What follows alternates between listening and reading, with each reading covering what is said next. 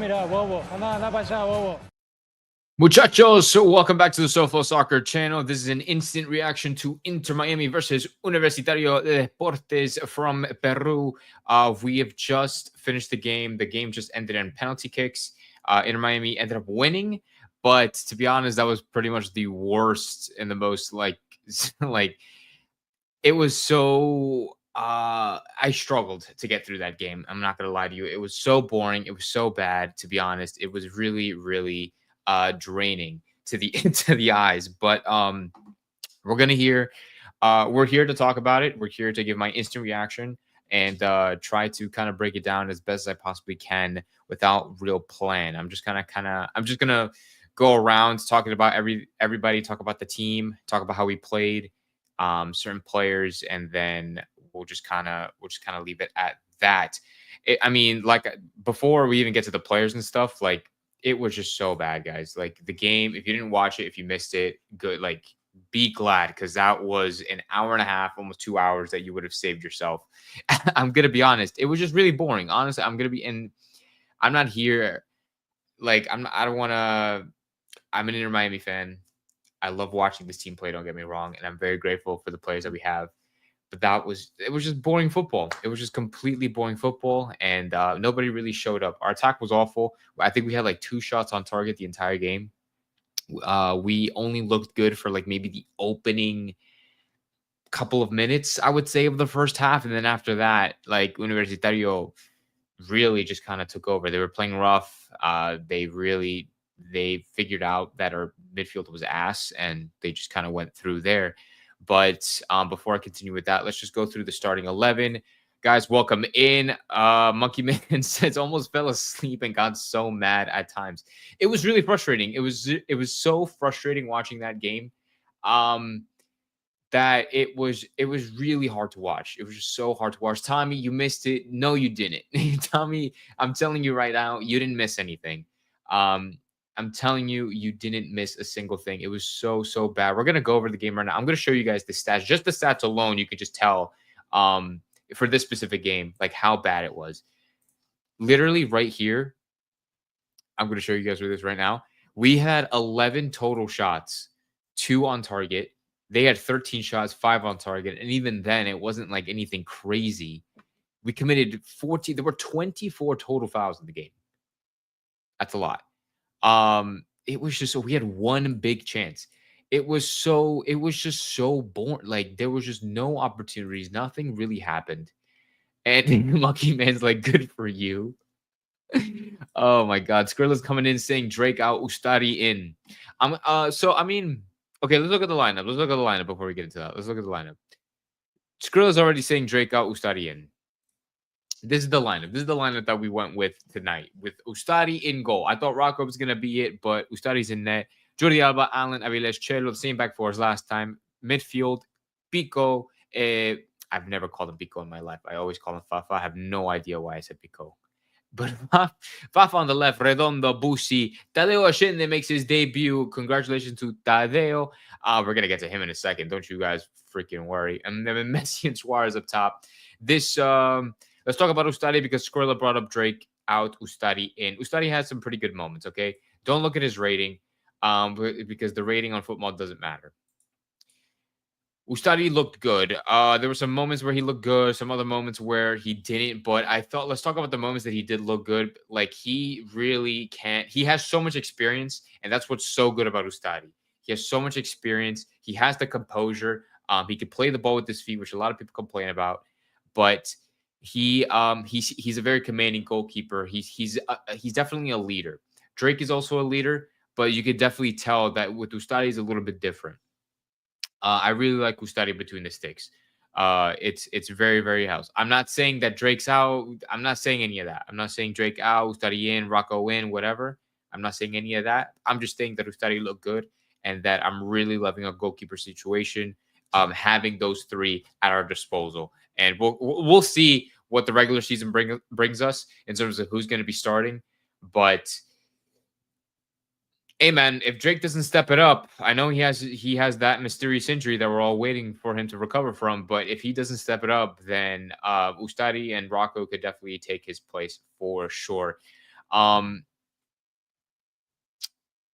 let's see. Tommy says, but I heard defensively we improved a lot, which is a big plus, which brings us nicely to our defense. Our defense honestly was good. Like we played really well defensively. I thought Aviles looked pretty good. Noah Allen I thought was phenomenal. And I'm saying phenomenal. Phenomenal is probably being a little bit too nice, right? But Noah Allen playing at this center back spot really impresses me every single time. He plays so well in this center back spot. The only issue that I have with Noah Allen at the center back spot is that we need a backup left back. We need a backup left back, and we don't have it. When Jordi Alba went down, I don't know if you guys saw at the end of the game. I know Tommy was said he didn't watch the game. At the end of the game, Tommy, when they were about to kick penalty kicks, at some point Jordi Alba went down because he got hurt, but he stayed in the game. At the end of the game, Jordi Alba, his entire knee and essentially his entire, I think it was his left leg, it was completely wrapped in ice. So imagine, God, like, knock on wood, God forbid that happens during the regular season, and Alba goes down, Jordi goes down, and we have no backup, and all we have is Noah Allen. We need another left back. Don't know who it's going to be. Don't know if it's going to be somebody from the academy. Don't know if it's going to be Noah. I love Noah. I love him. I love to see him play, but at this point, like, it's like, do we want Noah Allen as a center back, or do we want Noah Allen as our backup left back? I don't know. It's a question that I ask myself. I think it's important that we need to know like who our backup left back is, because Jordi Alba is also not young and he can't be playing every single game. So yeah. Anyway, Chelo was a fucking ghost. I mean, like I am the biggest Chelo hater, man, and I know it's preseason, and I know people are gonna come out like oh my god, it's preseason, like it shouldn't matter. Yes, but like, dude, Chelo, it's not like Chelo's new. Chelo's not a new player. Chelo's been with us for a year. Like, he's been with us. He knows how we play. I understand it's a new coach, but it's like it's essentially it's the same thing. Like, it's a 4-4-2. Like, it's basic. Like, it should be basic. It should be simple. But I feel like he doesn't do enough. I feel like it's just not enough what he puts on the field. Um, I'm really looking forward to seeing Lujan on the field. Like, I really want to see how Lujan plays. I really hope he does well. I don't want to put too much expectations, too much pressure on him, because I don't want to get disappointed with him. But I'm just really looking forward to see him play, and I'm like every single day I'm just waiting and waiting and waiting until he actually gets that opportunity. We really need a backup 9. Yes, we do. I made a video about that. It's like 5 minutes long, I think, on the channel. I made a whole video about needing a backup 9, potential backup 9s. We'll get to it. We'll talk about it more when we get to the forwards. But yes, we do need a backup 9. I guess Ustadi's goalkeeping callouts absolutely helped the defense. His commanding of the box was really, really good, is what you could tell from the outside. We need a 9 and a left back, 1000%. I hope he is fine. He's fine. He's fine. He just got hit a little bit. Chelo and Aviles have low football IQ. That's probably the best way to put. They're just stupid, is what you're saying. Essentially, Ash, they're just stupid. For Chelo, absolutely. Aviles is different. I like Aviles.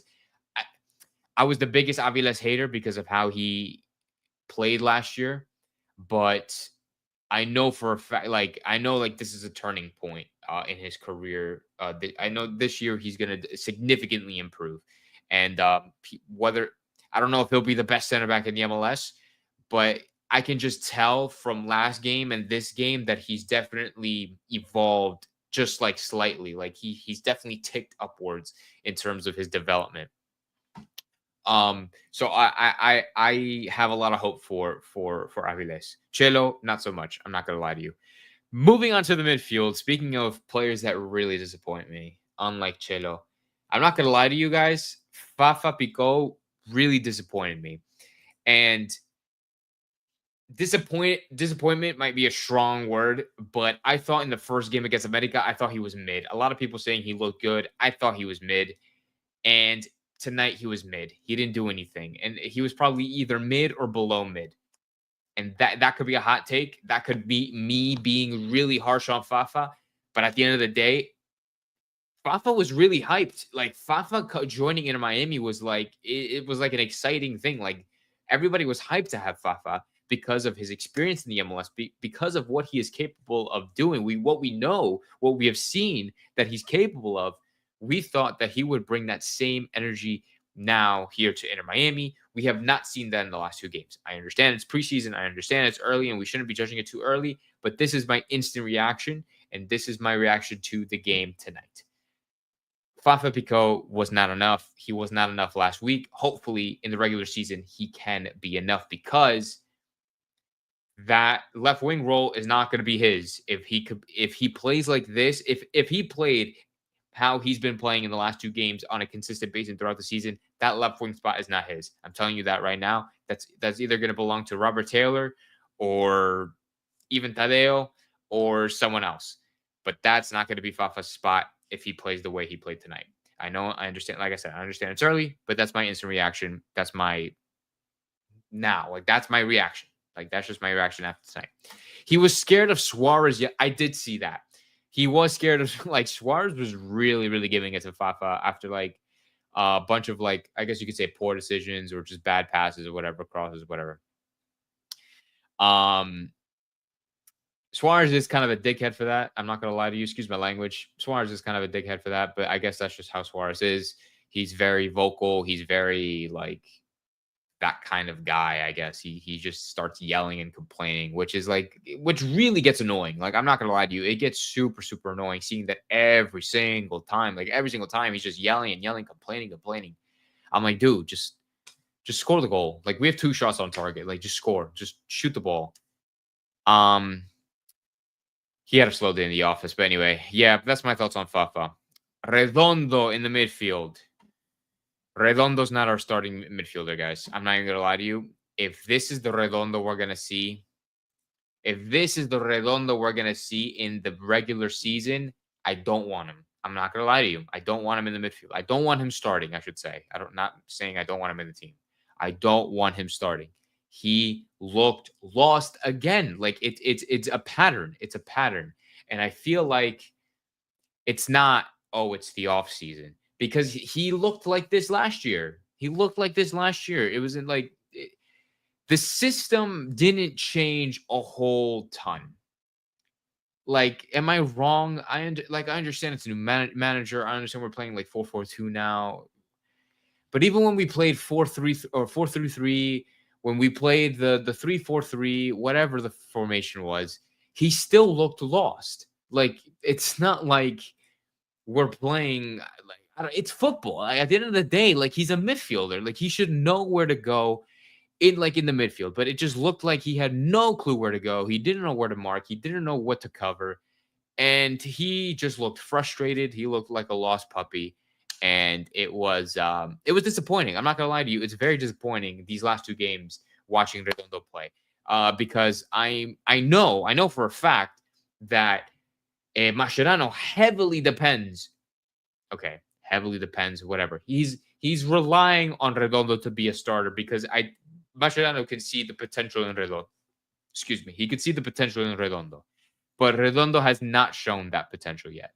I really hope it comes out at some point, but it has not come out in these last 2 games. So hopefully that can be fixed. Who did he come on? I think Bright came on, right? Yeah, Bright came on and Kremashi came on around that time when Redondo came off and Ashinde came off. It was a lot better. Like, I'm not gonna lie to you, Bright looked solid. Like, he made tackles, he made interceptions. I mean, like, Bright in the midfield just looked a lot better. And it's like, can you blame him? Like, he did that last year. He did that in 2024. I don't know. That's just me. Let me see what you guys are saying. I think the Redondo and Bushi makes the play a bit defensive. Bushi and a creative-minded cam or attacking mid would be better, I guess. Redondo should come as a sub to Bushi. Boss, your opinion to this thought.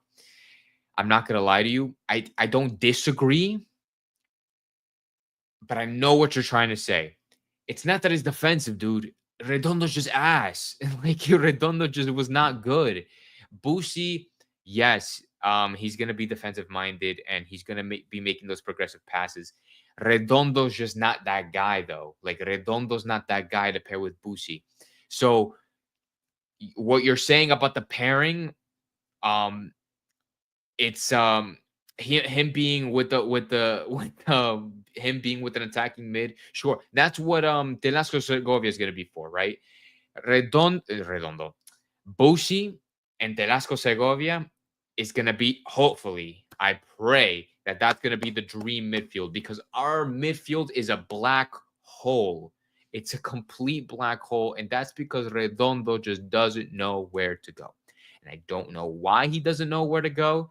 I don't know why it feels that way. I don't know if it's the nerves, but he's a midfield. Like, as a midfielder, and he played in Argentino Juniors. Like, it's not like this is his first time playing. This is his first professional club ever. He played for Argentino Juniors. He has a dad that played for Real Madrid. Like, he knows the game. So I don't know why he's playing the way he is. I don't want to seem like a Redondo hater. I just have a lot of expectations for this kid. I'm gonna give him time. I'm not saying that, like, I don't know. I'm not saying Redondo out, right? Like, I'm not fucking sacking Redondo, but I just have a lot of expectations for this kid because I know he can do good. I know he can be a really, really good player. So I do it out of the good in my heart. I'm being very critical of him because I know he can be a great player. Um it should be Bright Segovia Bushi. So you're thinking it's a midfield three. I mean, yeah, but where are you gonna play Messi, dude? Like, if we're not gonna play a 4-4-3, actually, I take it back. No, you're right. No, you're right. Segovia and Bushi as the two midfielders, two like holding. Oh, excuse me. Bright and Bushi as the two holding, and then Segovia would be more of the attacking minded player. Mascherano did say he wants Telasco playing as a more attacking minded player, or more attacking role. So we're gonna see what happens. Um, Bright made an instant impact defensively. Absolutely. 1000% agree with you, Anonymous. 1000% agree. I hope this coaching staff, I'm assuming you meant BS, improves. I just want new signings to arrive immediately. I just can't wait to see them all play. I really am excited too. Monkey Man is jumping into the attack with Agende. Same thing with Skrilla. We're going to get to in a second. Agende is like Kusanov on his debut game. Made a mistake, but has a massive potential. Agende was not good, but I'm going to wait to judge him. I love those comments, guys. Yes, I love this comment, Monkey Man. Yes, he was definitely like a Kusanov for City. If you guys don't know, Kusanov is like the 17-year-old like Uzbekistan kid that made his debut for City at center back, and he was making all sorts of errors, but that was just because he was thrown into the team, and that was Ashende tonight. Ashende tonight just looked like a 17-year-old Uzbek kid who was just thrown into a team in front of 80,000 people, and he just did not look ready. Ashende did not look ready to play in this team in front of this crowd tonight. I understand it's a big crowd, 80,000 people. You're playing with Lionel Messi, Suarez, Busi, Jordi. You're even playing with other, like, these other players, at Inter Miami, and you're playing in front of Universitario in Peru. You're playing in this, like, it's crazy. The whole scenario, the environment, the atmosphere is insane, right? And it's a lot to ask for a debut, especially when you haven't been in that situation before. Tadeo Ashende has never played in crowds that big. Like, he's played for Godoy Cruz in La B, in La Primaria, whatever. Like, he's not been playing in front of 80,000 fans. When he was at Celta Vigo, in the very little games that he played, he's played in front of what, 10,000, maybe, not even, like maybe less than that, unless it was a big, I guess, against a big opponent. He was not playing in front of these big crowds. Um, so I felt bad for Ashende, but he was making a lot of mistakes. But I guess he did look pretty eager. I guess, I don't know. He just looked scared. Hopefully, he can shake those nerves off as the offseason continues. But it's looking like if this doesn't get resolved in a timely manner, it does look like he's going to have to come off the bench. And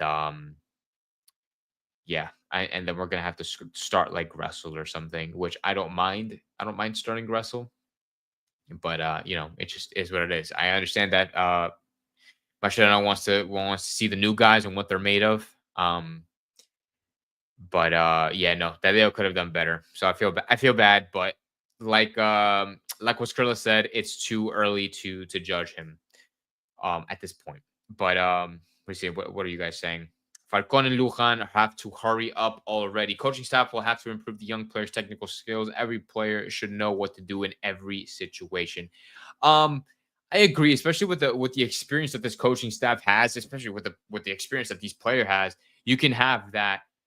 You can have that mentoring. You can have that coaching, that one-on-one coaching and situational coaching when it comes to decision making and things like that. But it's definitely going to have to improve. That's something that they're going to learn, right? That's what the off season's for. That's what preseason's for. These are just all learning situations and learning scenarios that they can hopefully learn from.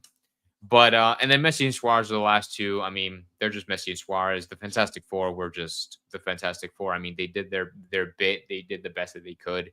You can't really criticize them too much, to be honest. Unless I mean, except for Suarez bitching and moaning. But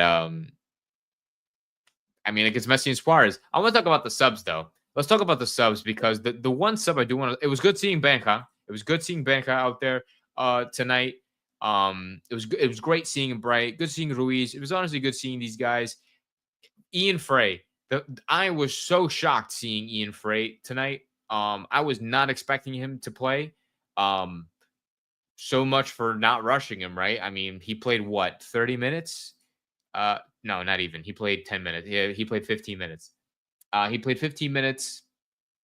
Um, and I'm not gonna say he looked good or not, but I was just glad to see him on the field, to be honest. Which is something I was not expecting. He's obviously recovering from that injury. It's only been a couple of months. Didn't think that the team were going to rush him to get on the field, to be eager to get him on the field. But hey man, props to him. Luckily, he didn't get hurt at this point. Yeah, I know, Monkey. Yeah, no, you definitely called it. You definitely called it. Was not expecting. I'm gonna be honest with you. I thought they were gonna take a little bit more time with Ian, but I guess not. I guess not. So I mean, props to them. Props to Ian for getting out there. I want to talk about this comment right here for Boy for Christ 777. Morales was really good today. They should have given him more time. Santi Morales.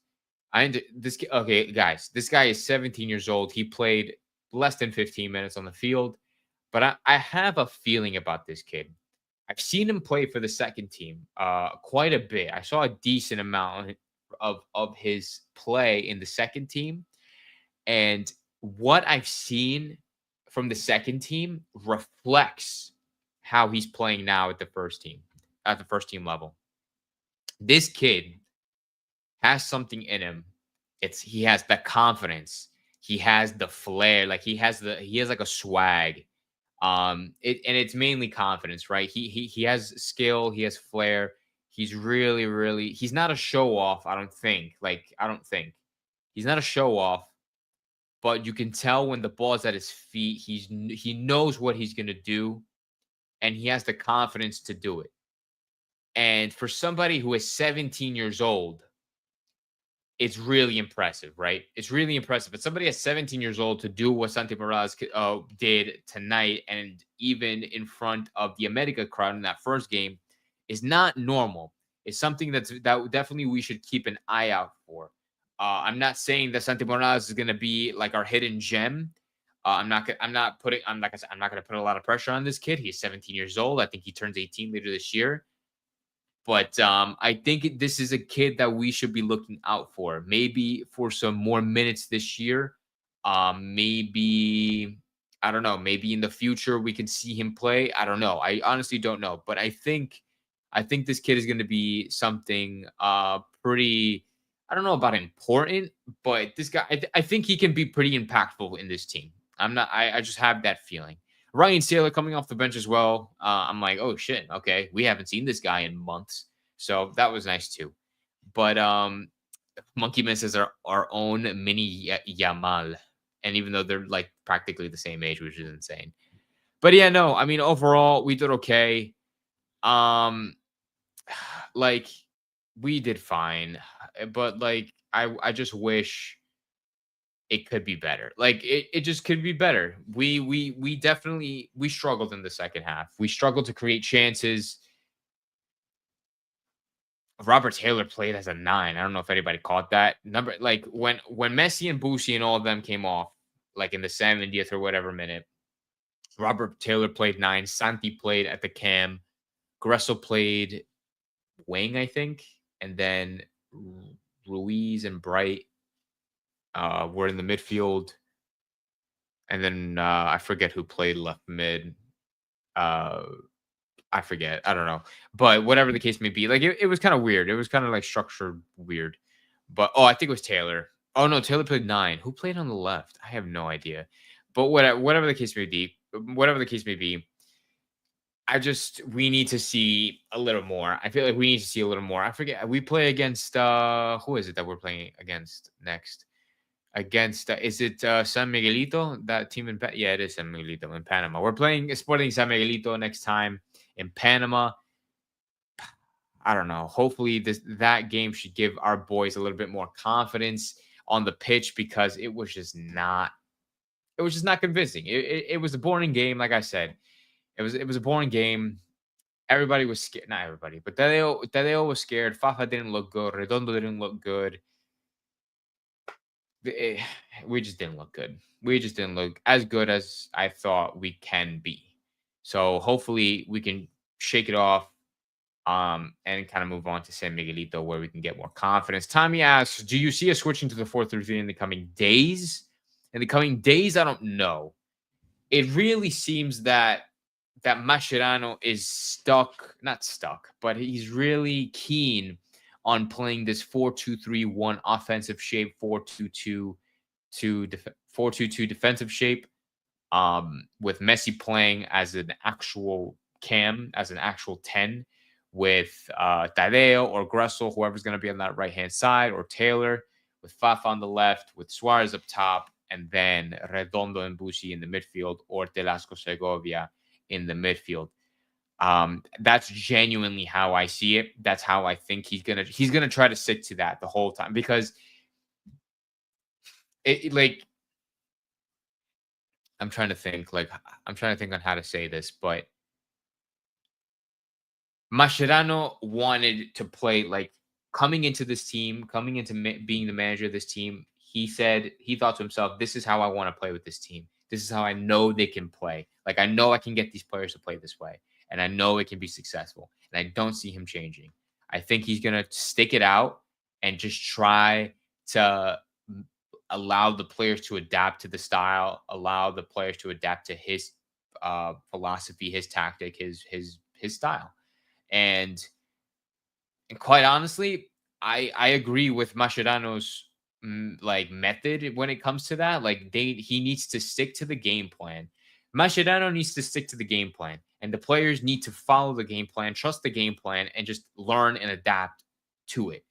They can't just go to the 4-3-3 and just play like Messi, Suarez, Fafa as the front three, and then have a midfield three of Telasco, Busi, and whatever. Like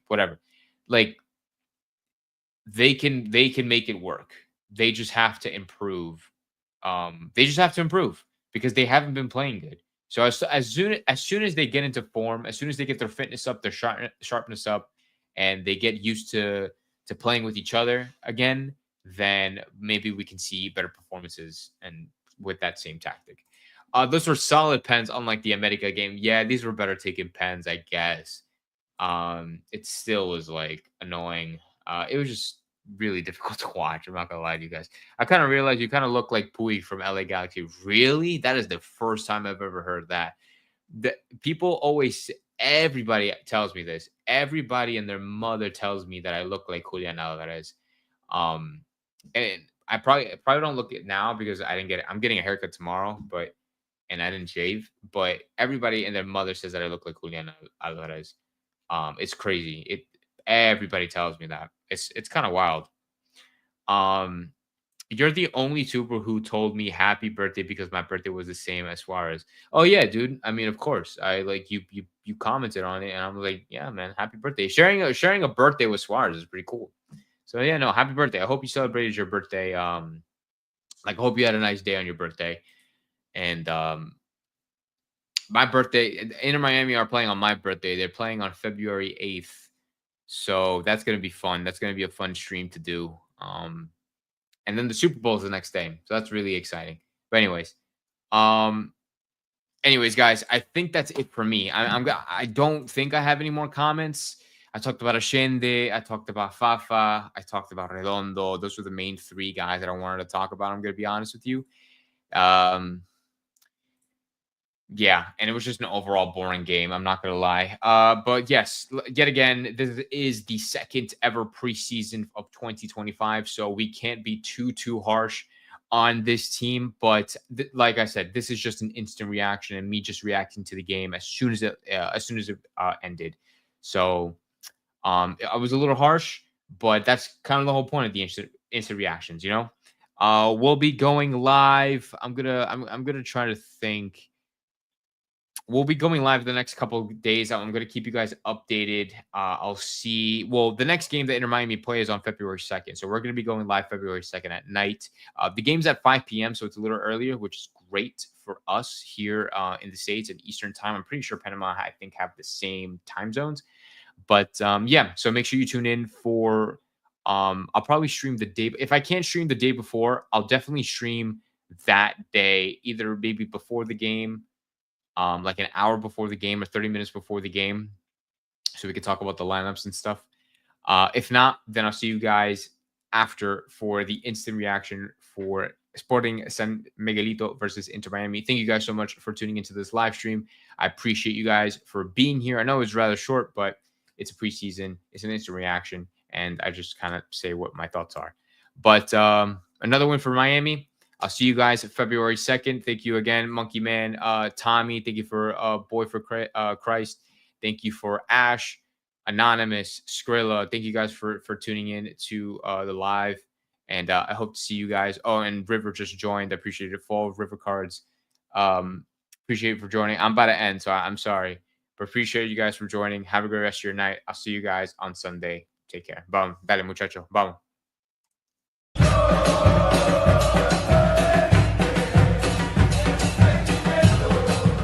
¿Qué mira, bobo? Anda para allá, bobo.